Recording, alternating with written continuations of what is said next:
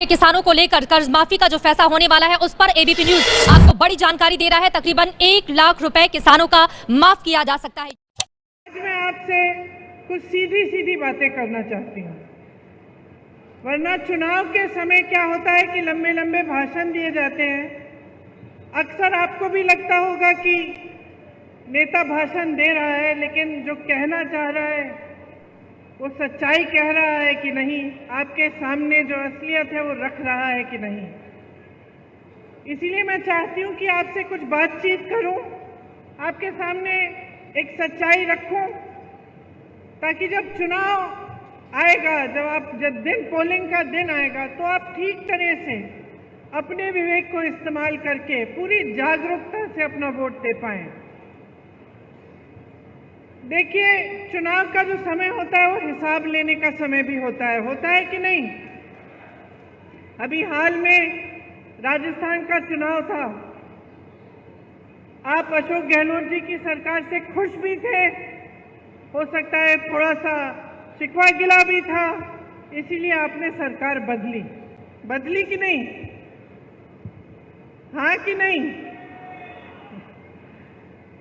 तो देखिए, आपने सरकार बदली और क्या देखा कि जो स्कीमें आपके लिए अशोक जी ने शुरू की थी, जो 25 लाख की बीमा की, स्वास्थ्य बीमा की स्कीम थी, उसको क्या हुआ? कौन बताएगा? बंद हो गई। आपको 25 लाख तक मुफ्त स्वास्थ्य की सुविधाएं मिल रही थी। आज क्या हालात है? आज मिल रही हैं? नहीं मिल रही हैं। आपको जो तमाम सुविधाएं मिल रही थी, आज लगभग उनको बंद किया गया है। और ये इसलिए है कि जो सरकार आपने अब चुनी है अपने प्रदेश में, वो सरकार आपके हित के लिए काम नहीं कर रही है। अब अगला चुनाव आया है, पूरे देश का चुनाव है, तो सोच समझ के अपना वोट दीजिएगा। आपने खुद अपने प्रदेश में देखा है कि जो आपके लिए अच्छा हो रहा था वो बंद कर दिया गया है। तो क्या पूरे देश में आप ऐसा चाहते हैं? तो ये तय करने का समय है कि आप चाहते क्या हैं।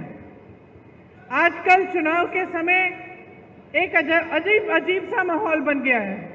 आपने देखा होगा, आपके ध्यान को भटकाने वाली सारी बातें हो रही हैं।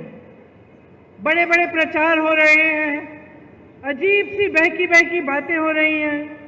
आपने सुना होगा, प्रधानमंत्री जी के भाषण सुने होंगे, कहाँ की बातें करते हैं। अभी राजस्थान आए तो अपने भाषण में कह डाले कि आपके जन जन के आराध्य बाबा रामदेव साहब, उनका जन्म कश्मीर में हुआ।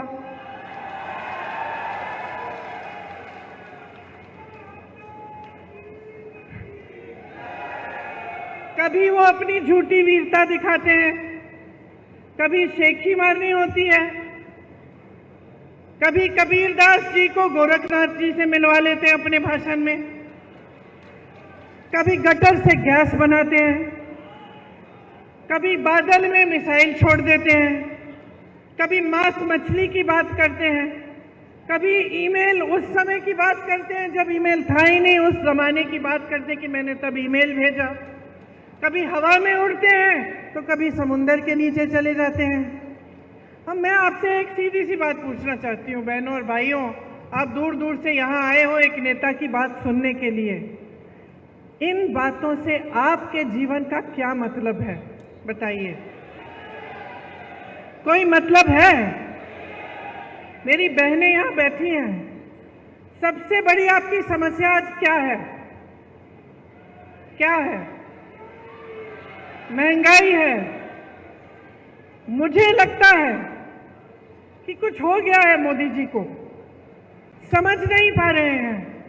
क्या होता है ना, कई बार इतनी सत्ता हो जाती है कि लोग सच्चाई बताते ही नहीं हैं, घिर जाता है इंसान, चाहे उसके संघर्ष की कुछ भी उसका अनुभव होता है, लेकिन जब सत्ता इतनी हो जाती है लोग डरते हैं, अधिकारी डरते हैं, जो साथ में काम करते हैं वो डरते हैं कि असलियत ना बताएं, तो वो इंसान कट जाता है जनता से। और मुझे सचमुच लगता है कि मोदी जी कट चुके हैं देश की जनता से। कैसी कैसी बातें कर रहे हैं, जब आपकी समस्याएं सीधी सीधी महंगाई, बेरोजगारी सबसे बड़ी समस्याएं। 10 सालों में आप बताइए मुझे, महंगाई घटी है?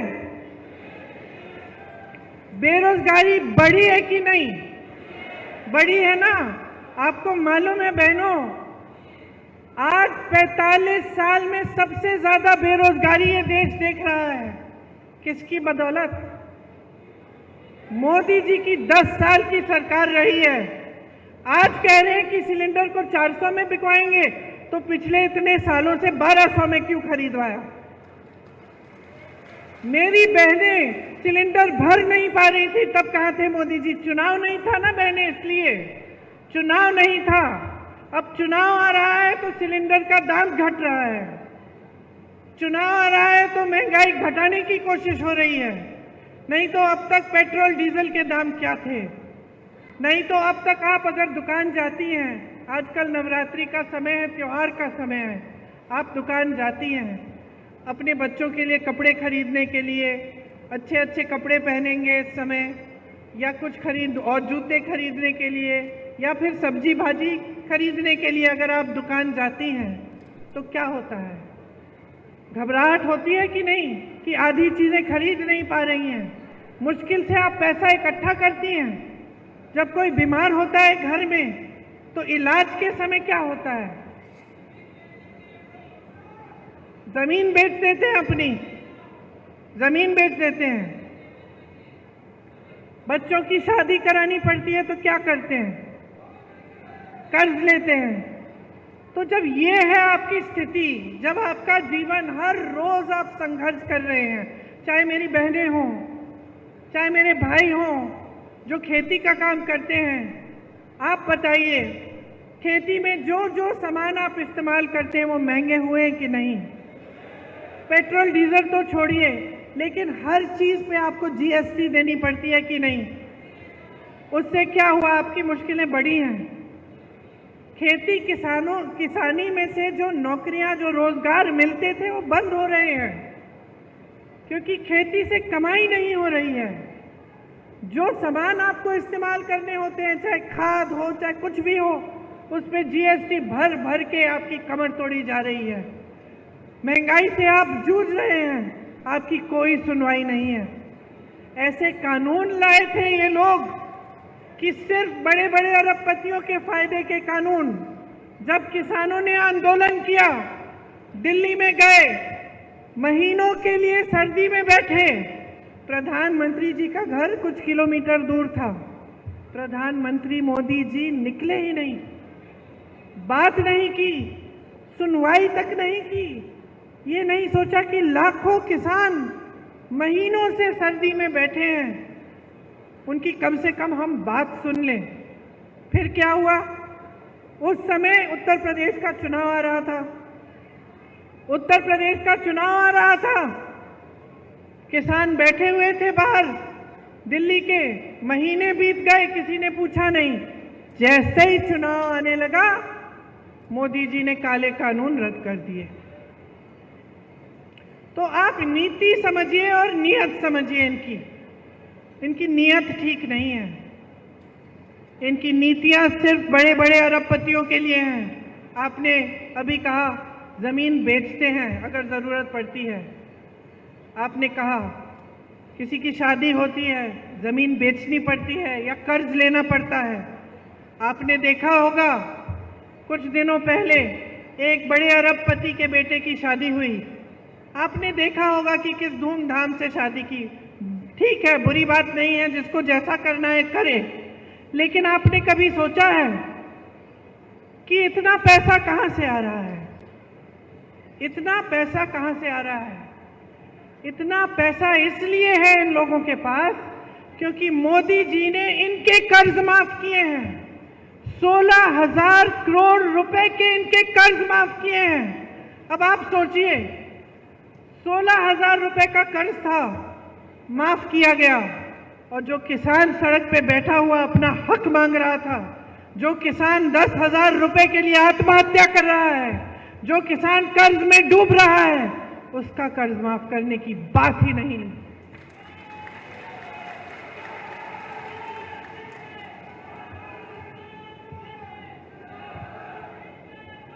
आपको सिर्फ ये दिखाया जाता है, पूरी मीडिया में, टीवी पे, आप फोन खोलेंगे तो फोन पे आपको यही दिखाई देता है कि देश आगे बढ़ रहा है, तरक्की हो रही है, सब बहुत खुशहाल हैं।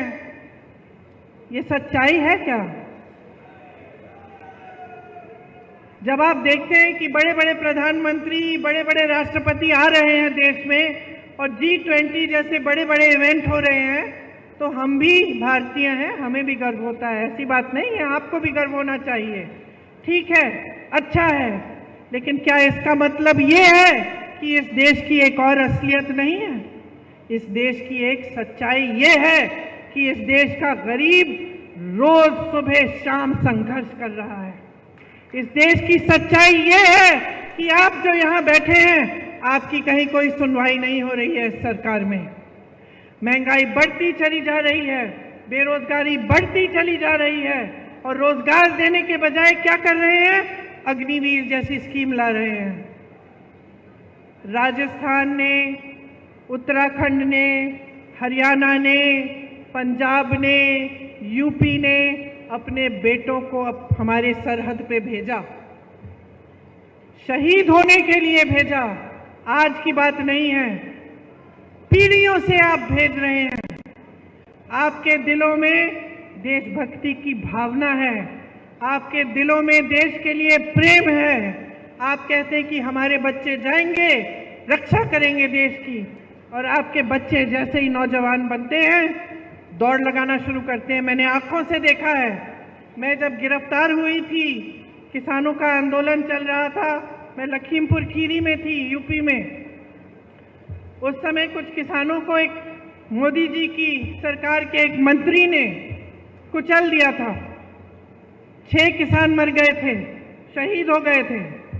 मंत्री के बेटे ने, शायद मंत्री ने जीप के टायर के नीचे कुचल डाला था। हम उन्हें मिलने जा रहे थे।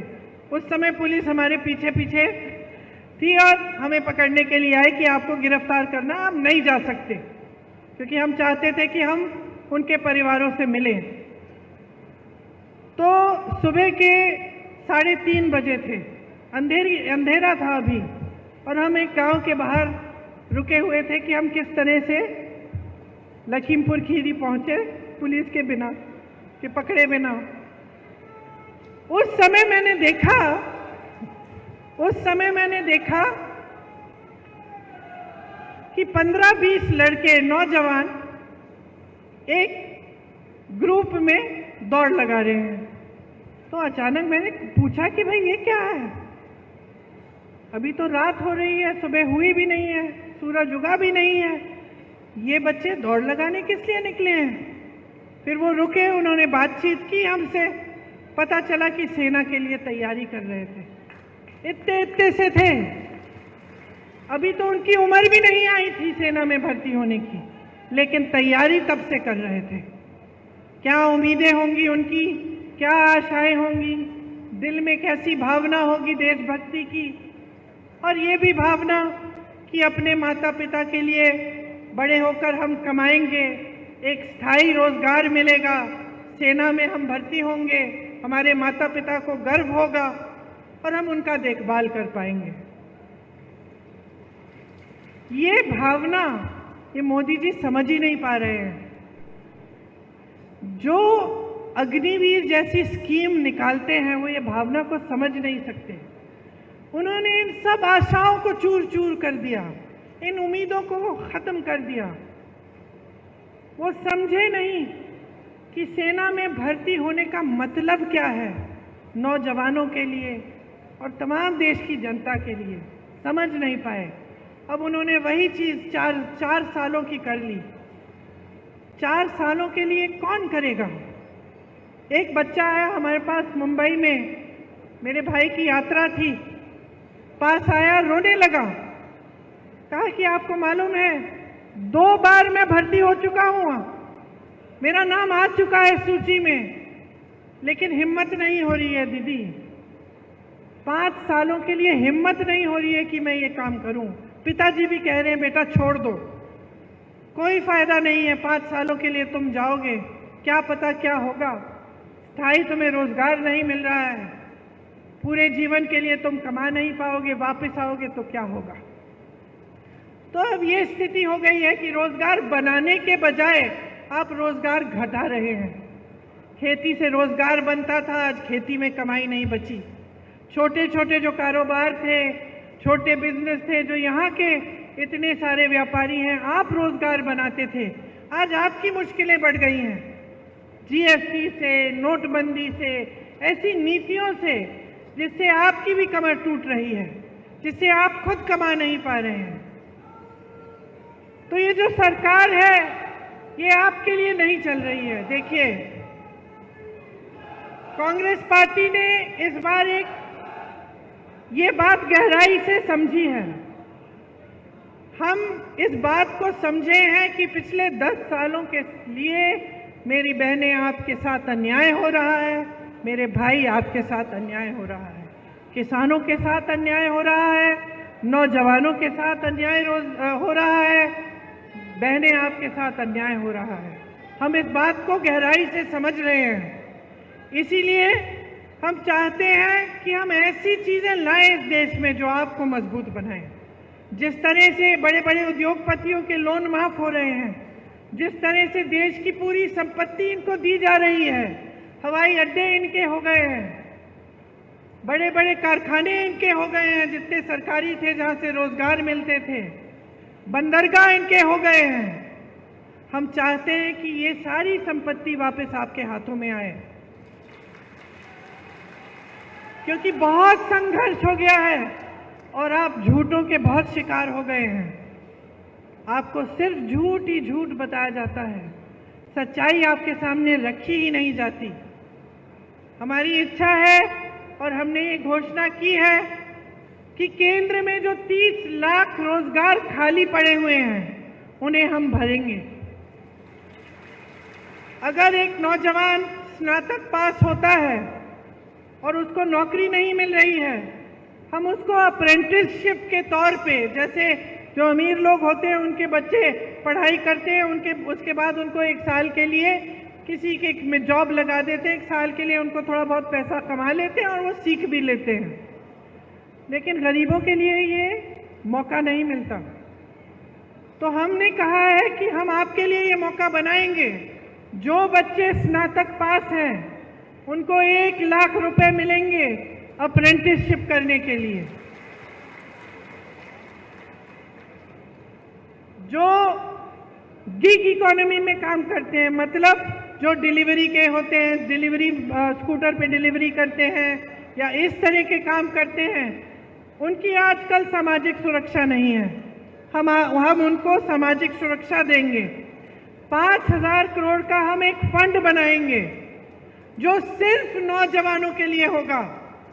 आप ताली बजा रहे हैं, नौजवान हैं, अगर आप एक छोटा सा अपना कारोबार शुरू करना चाहेंगे, एक स्टार्टअप बनाना चाहेंगे, अपना छोटा बिजनेस, तो इस फंड से आपको पैसे मिलेंगे।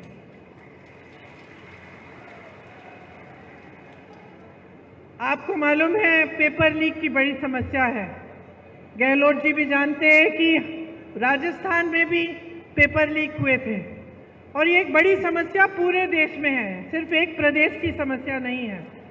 और बहुत इसको रुकवाने की कोशिश चाहे कितना भी की होगी गहलोत जी ने, लेकिन फिर भी बार बार ये हो रहा था। और पूरे देश में ये एक सिलसिला बन गया है कि जहाँ जहाँ आप इम्तिहान दे रहे हैं रोजगार के लिए, वो पेपर लीक हो रहे हैं, उनमें घोटाले हो रहे हैं, 20-20 लाख के लिए नौकरियां बिक रही हैं। तो इसको रोकने के लिए हम पूरे देश भर में एक कानून लागू करेंगे और एक सख्त कानून होगा। एक जॉब कैलेंडर निकालेंगे। जॉब कैलेंडर का मतलब कि जिस दिन आपकी नियुक्ति होगी, जिस दिन आपका एग्जाम होगा, जिस दिन एग्जाम का रिजल्ट आएगा, वो पहले से तय करके जॉब कैलेंडर में आपको पता चलेगा। अगर किसी अधिकारी ने या किसी ने बेईमानी करने की कोशिश की, इधर उधर करने की कोशिश की, तो उस पर सख्त कार्रवाई होगी। ये कानून लाएंगे हम चाहते हैं कि आप अपने पैरों पे खड़े हों। बहनों, आपके लिए जो महिला सबसे बड़ी महिला है एक परिवार में, उसके लिए 1 लाख रुपए मिलेंगे सालाना, हर साल, ताकि आप कुछ बचत अपनी कर पाओ, ताकि ये घबराहट ना हो कि बच्चों के लिए कुछ खरीदना है, नई वर्दी खरीदनी है, नए जूते खरीदने हैं, पैसे कहाँ से आएंगे। इसीलिए हम आपको सशक्त बनाने के लिए ये कर रहे हैं। और जितनी भी सरकारी नौकरियां हैं पूरे देश भर में, उनमें से 50% महिलाओं को देंगे। आज सबसे शोषित देश में श्रमिक ही होता है, सबसे ज़्यादा संघर्ष करता है, खास तौर से जो पलायन करके जाते हैं। आपने देखा कोविड के समय किस तरह से अपने गांव-गांव तक पैदल चले, क्या हुआ उनके साथ। उनके साथ जैसे मैंने कहा, सुरक्षा नहीं होती है, वेतन भी जो जी चाहे वो दे देते हैं जो ठेकेदार होते हैं। तो हम चाहते हैं कि खास श्रमिकों के लिए स्वास्थ्य का अधिकार हम कानूनी गारंटी बनाएंगे, ताकि जांच से इलाज तक पूरी सेहत और देखभाल उनको मुफ्त में मिलेगी। राष्ट्रीय न्यूनतम मजदूरी हम तय करना चाहते हैं, ताकि आपको 400 रुपए प्रतिदिन के कम से कम कोई नहीं दे पाएगा। और जो शहरी क्षेत्रों के लिए, जैसे हमने यहाँ गांव के क्षेत्रों में रोजगार की गारंटी दी, आपको मालूम होगा मनरेगा कांग्रेस ने शुरू किया था, उससे 100 दिन का जो रोजगार था वो आपको गारंटी मिलता था। ये अलग बात है कि मोदी जी ने उसको भी कमजोर करने की कोशिश की। शहरों में भी आपको इस तरह की रोजगार की गारंटी कांग्रेस पार्टी देना चाहती है और दे के दिखाएगी। मैंने अग्निवीर की बात की। अग्निवीर की जो स्कीम है उसको पूरी तरह से हम रद्द करवाएंगे। जैसे पहले सेना में आप जाते थे मान सम्मान के साथ आजीवन काम करने के लिए, देश की सुरक्षा के लिए, वैसे आप फिर से जाएंगे। देखिए, मैंने किसानों की बात की। मैंने आपसे बताया कि जीएसटी आपके जो खेती के सामान है उस पर हम रद्द कराएंगे, कि एमएसपी आपको एक कानूनी आपका अधिकार बनेगा, कानून बनेगा कि आपको एमएसपी मिलना है। और जो आपका नुकसान होता है जब आपदा आती है, आपको उसका भुगतान अभी तक मिलता नहीं है। कभी कम मिलता है, कभी टाइम पे नहीं मिलता, कभी आप महीने इंतज़ार करते हैं, साल इंतज़ार करते हैं, नहीं मिलता। तो हम ऐसे नुकसान के भुगतान के लिए हम 30 दिनों की सीमा रखेंगे। 30 दिनों के अंदर अंदर पूरा भुगतान होगा। एक नई कृषि की आयात निर्यात की हम नीति लाएंगे। जो भूमिहीन हैं उनको ज़मीन वितरित करेंगे। ये सारी स्कीमें हम आपके लिए लाना चाहते हैं। अब आप जानते ही हैं कि यहाँ राजस्थान की सरकार थी तो आपके लिए कितने काम किए। आप जानते हैं कि कांग्रेस पार्टी ने जहाँ जहाँ गारंटी दी है वहाँ आज भी ये चीज़ें लागू हैं।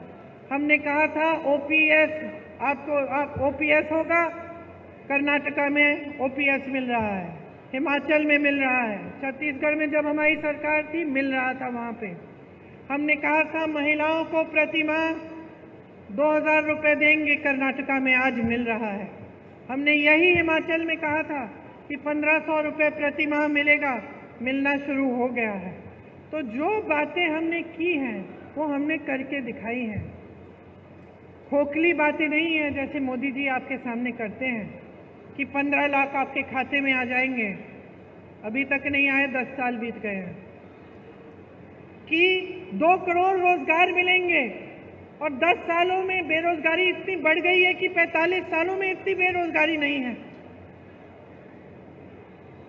तो मोदी जी जो बात करते हैं आपसे वो खोखली बातें हो गई हैं। हो सकता है एक जमाने में 10 साल पहले जब शुरू में उन्होंने की थी, हो सकता है उनकी भी इच्छा थी कि वो पूरी करेंगे, लेकिन अब वो इच्छा भी नहीं है। अब साफ साफ दिख रहा है कि सच्चाई को मानने के लिए तैयार ही नहीं है, कि इस देश के गरीब के संघर्ष को पहचानने के लिए तैयार नहीं है। भ्रष्टाचार की बातें करते हैं, शायद इस देश के इतिहास में पहली बार ऐसा हुआ होगा कि दो मुख्यमंत्रियों को जेल में डाल दिया भ्रष्टाचार के बहाने। सारे जितने भी विपक्ष के नेता हैं, सब पे ईडी, सीबीआई, इनकम टैक्स एजेंसियां इतना दबाव डाल दिया भ्रष्टाचार कह के, और जब चाहते हैं कि कोई उनकी पार्टी में आ जाए तो अचानक वो भ्रष्टाचार की बातें खत्म हो जाती हैं। वही लोग जिनके खिलाफ ये आरोप लगाते हैं, मोदी जी मंच पे खड़े होकर कहते हैं कि ये हजारों करोड़ का घोटाला किया इन्होंने, वही लोग जिस दिन मोदी जी की पार्टी में शामिल हो जाते हैं उस दिन मोदी जी ये सब बोलना बंद करते हैं, केस धुल जाते हैं, भ्रष्ट नहीं रहते, वही लोग पाक हो जाते हैं। और सबसे बड़ा भ्रष्टाचार इनका क्या है?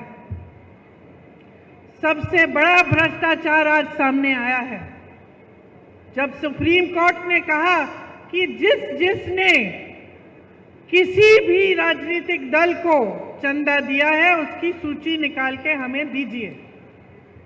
तो क्या हुआ? पहले तो सूची मिली नहीं इनको, फिर जब फिर से कोर्ट ने बोला कि नहीं सूची दिखाइए हमें, तो सूची निकली और सूची में पता चला कि मोदी जी ने जितने भी भ्रष्ट व्यापारी हैं उनसे तो चंदा ली ही। वो जो पुल गिरा था गुजरात में, उससे, जिसने वो पुल बनाया उससे चंदा ली। आप सोच सकते हैं कि ये जो कोविड की जो टीका लगा, आपको जो वैक्सीन लगी, उसको लगाने वाले से भी चंदा ली मोदी जी ने। सबसे ज्यादा चंदा मोदी जी ने ली। जो लॉटरी चलाते हैं उनसे भी ली, किसी को नहीं छोड़ा। सबसे या तो सबको ठेका दिया या किसी की पे एजेंसी लगा दी, चंदा ली, एजेंसी हटा दी। किसी को ठेका दे दिया कि तुम पुल बनाओ, तुम सुरंग बनाओ, तुम सड़क बनाओ, उसके लिए चंदा ले ली। तो इससे बड़ा भ्रष्टाचार कौन सा है? इससे बड़ा भ्रष्टाचार क्या है कि हजारों करोड़ रुपए आपने इस तरह से अन्य लोगों से ली। तो भ्रष्टाचार की जो बातें हैं वो भी इनकी खोखली हैं। कहते हैं यहां आकर कि मैं अकेला भ्रष्टाचार से लड़ रहा हूं, पब्लिक से समर्थन मांगते हैं। सच्चाई नहीं है, भ्रष्टाचार से नहीं लड़ रहे हैं। ये सिर्फ विपक्षी दलों का मुंह बंद करना चाहते हैं। किसी भी बहाने किसी का घर ले लिया, किसी पे केस डाल दिया, किसी को जेल में डाल दिया। लेकिन मैं आपसे कहना चाहती हूं कि हम डरने वाले नहीं हैं।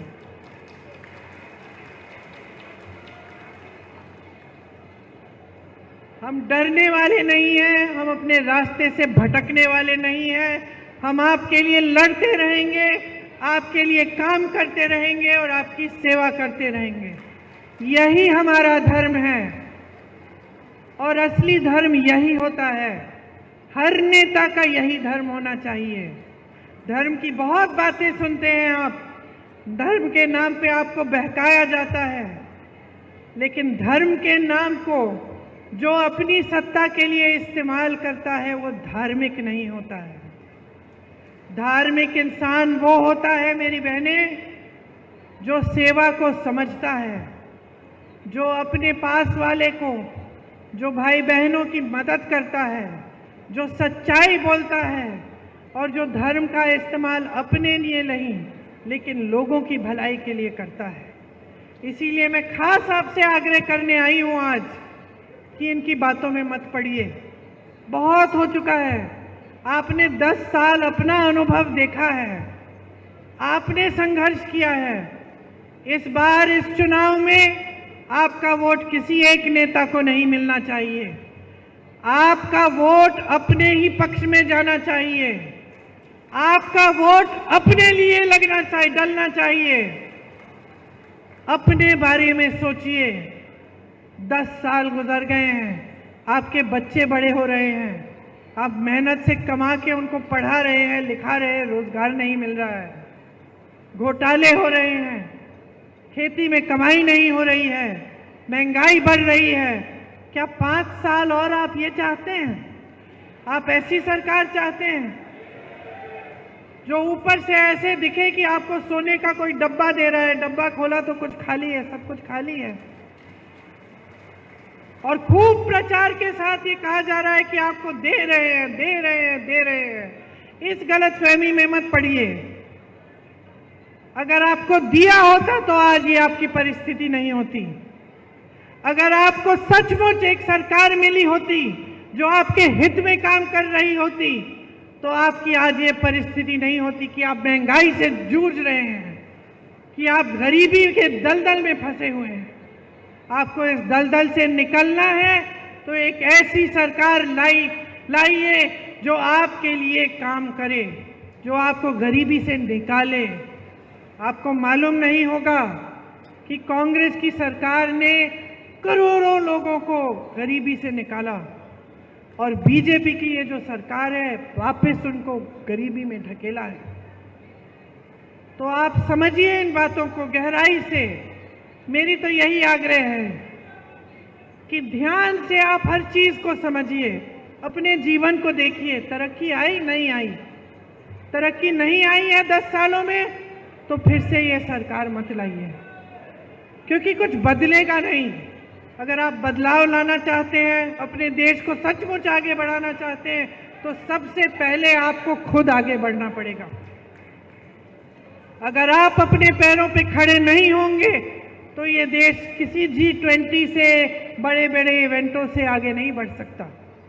इस देश का गरीब जब सक्षम होगा, इस देश का एक एक नौजवान जब अपने पैरों पे खड़ा होगा, जब एक एक महिला पढ़ी लिखी होगी, जब उसको भी रोजगार मिलेगा, जब देश का किसान गर्व से कह पाएगा कि आज मैंने इतना कमाया अपनी खेती से, अपने बच्चों की भूख मिटाई है अपनी खेती से, तभी ये देश सक्षम होगा, तभी ये देश आगे बढ़ पाएगा।